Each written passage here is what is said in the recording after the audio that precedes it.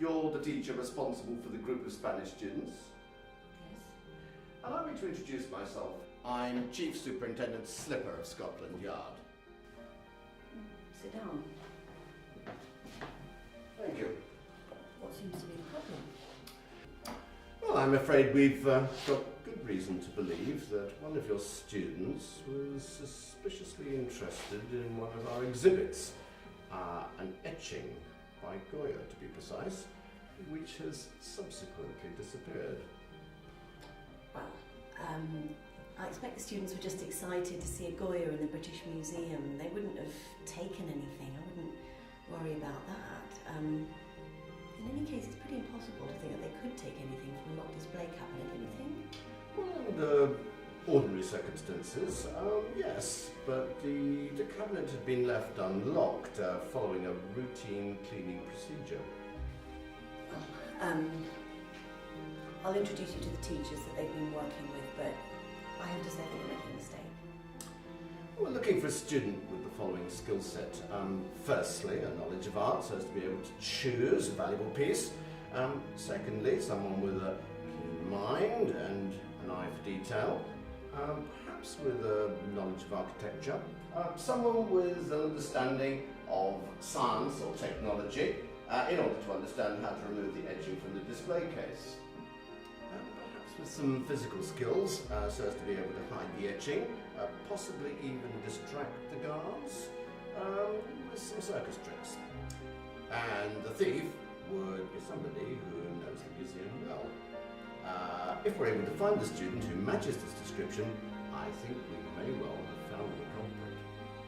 Well, yes, we have a student, if not several students, who fit that description, but I have to tell you that our students are respectful, trustworthy young people. They're not going to just have taken something.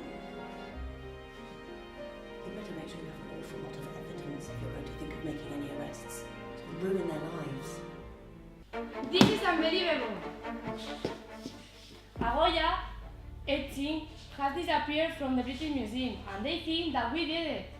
Don't look at me. I couldn't even steal a chewing gum from the new agents without shaking like a leaf.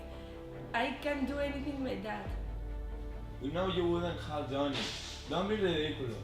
But Julio was joking about robbing a bank because his family is really struggling since his father has lost his job.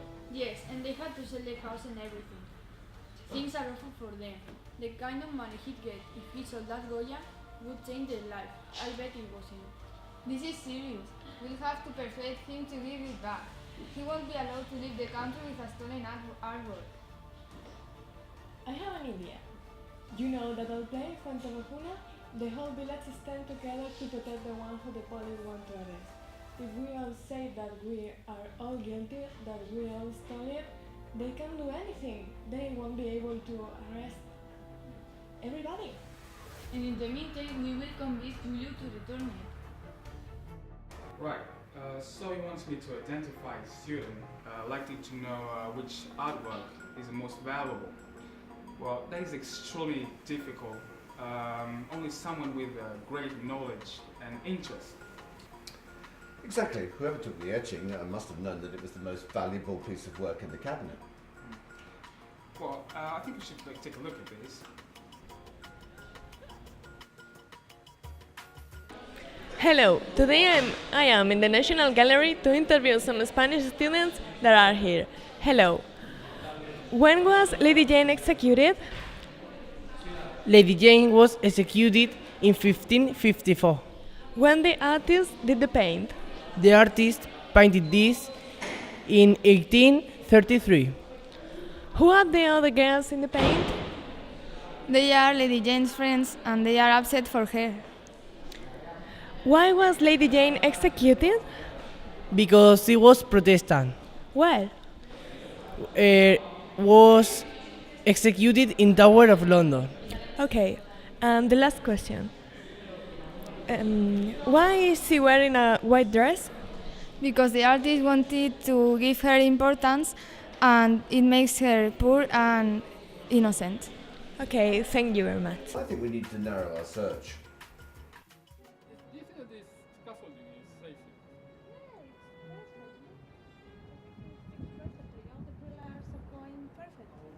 Monsieur, come quick, the detective's here. Hello, are you the architecture teacher? Yes, I am. So you were able to identify a student with the kind of knowledge of the museum, the British Museum, that would enable them to get around without attracting the attention of the guards, and someone who's able to memorise a map and the layout of every floor? Well, it was tricky because they were all highly skilled in understanding the plans they were given, but the most advanced is the one in this recording. Science and technology are changing our lives, and they are also changing the architecture, but we still love buildings from the past. Which are your favorite buildings in London? I love the Globe Theatre because I admire Shakespeare and the Tudor style. And you? My favorite is St. Paul's Cathedral because it represents the tension between two different religions. Reporting from London, thank you. Lovely. I wish my son was so articulate and bright instead of playing computer games all the time. Yes, they are amazing really, especially when you remember that English is not their first language. So you're the art teacher? Art? No, I'm a modern art teacher. I've heard about your investigation, and I think this might be of interest to you.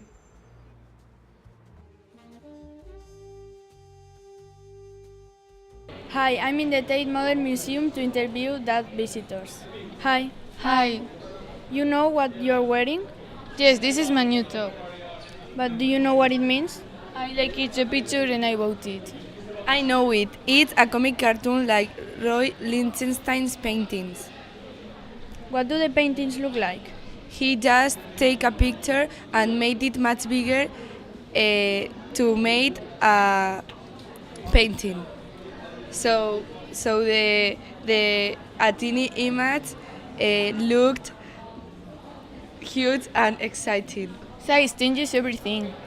Nobody had made it in that way before. Okay, so you know now what it means.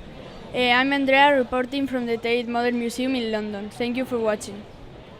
Bye. Bye. I think we might need to narrow our search.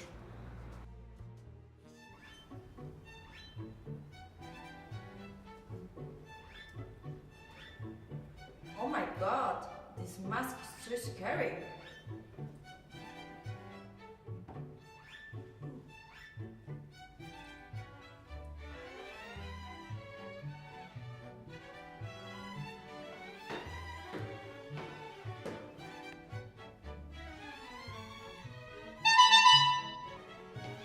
Hello, detective. How do I look? Just gorgeous. Oh, thank you. I think that the students might have hidden the etching very quickly, almost by magic. So their circus skills must be superb. Look at this.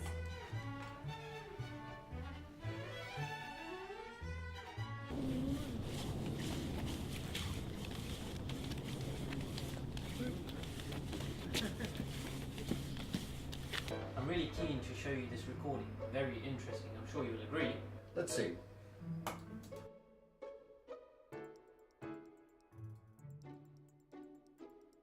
Hello from the Natural History Museum. I am here with two experts who will talk with us about Guy, the gorilla. They are Lara. Hello, Lara. Hello. And Javier. Hello, Javier. Hi. Okay, we start the interview with Javier. When was it born and where? It was born in 1946 in Cameroon, where it was captured for the Paris Zoo when it was only a year old. Okay, thank you. Lara, why do people think that it had a bad temper? Because it had a lot of abscesses in its jaws. Excuse me. But it was a gentle animal. We know that Guy helped sparrows fly out its cage. Okay, and we finish with the last question. How did it die, Lara? He died because because of a dental operation that make its heart failure, and he died in 1978. Thank you very much for your help. You're welcome. This is everything from the Natural History Museum. Well, thank you for showing that. Educationally interesting footage, but I don't see how it throws any light on the investigation. Can you shed any light? What investigation? I thought you were just picking the most interesting and relevant topics for educational purposes. Sir, we're in a hurry. If we don't find the etching before the group goes back to Spain, there are going to be serious repercussions. Well, what about this then? You'll be looking for a student with a bit more detailed knowledge about the British Museum. I'm sure you'll find this interesting. Hi, I'm Paula, and I'm in the British Museum interviewing two Spanish tourists that are Aitana and Javi. Aitana, can you tell me what is your favorite thing in this exhibition? Well, I like all of them, but the one I like most is the beard great of Spain. And yours, Javi? I like the beard of the Great Sphinx too. And what interesting things can you tell me about it? It had come to be respected as a god. Fragments were found between the front paws of the Great Sphinx. Okay, thank you, that's enough. Thank you for your time and have a nice day. The same to you. Reporting from London. Aren't they good? They're good, but this recording doesn't prove anything. Perhaps.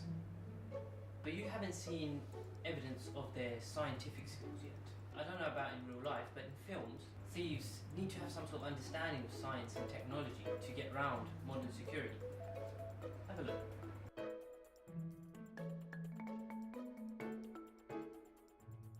Hi, I'm Bernard.